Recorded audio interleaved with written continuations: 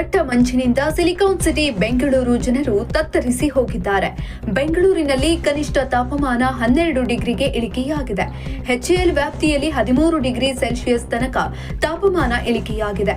ಬಾಗಲಕೋಟೆಗೆ orange alert, Gadag, Chikkamagaluru ಹಾಗೂ ಮೈಸೂರಿಗೆ yellow alert ನೀಡಲಾಗಿದೆ ಎಂದು ಹವಾಮಾನ ಇಲಾಖೆ ತಜ್ಞ ಸಿಎಸ್ ಪಾಟೀಲ್ ಮುನ್ಸೂಚನೆಯನ್ನು ನೀಡಿದ್ದಾರೆ.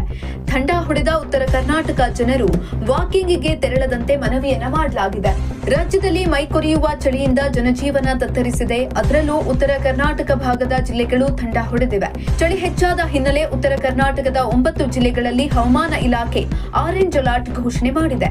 ಹಾಗೆಯೇ ಜನರು ಆದಷ್ಟು ಎಚ್ಚರಿಕೆಯಿಂದ ಇರುವಂತೆ ಸೂಚನೆಯನ್ನ ನೀಡಲಾಗಿದೆ. ಕಲ್ಯಾಣ ಕರ್ನಾಟಕದ ಕಲಬುರಗಿ, ಬೀದರ್, ವಿಜಯಪುರ, ಬೆಳಗಾವಿ, ಬಾಗಲಕೋಟೆ, ಹಾವೇರಿ, ಯಾದಗಿರಿ, ಧಾರವಾಡ, ಕೊಪ್ಪಳ ಜಿಲ್ಲೆಗಳಲ್ಲಿ ಮುಂದಿನ 2 ದಿನಗಳ ಕಾಲ ಶೀತಗಾಳಿ ಬೀಸಲಿದೆ.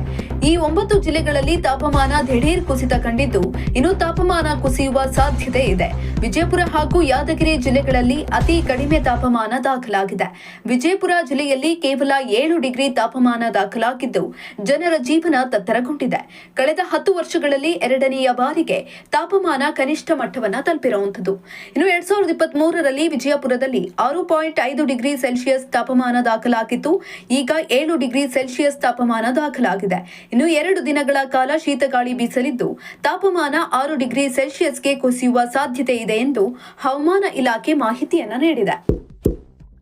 ಇಂತಹ ಇನ್ನಷ್ಟು ವಿಡಿಯೋಗಳಿಗಾಗಿ ಲೈಕ್ ಮಾಡಿ, ಫಾಲೋ ಮಾಡಿ, ಶೇರ್ ಮಾಡಿ.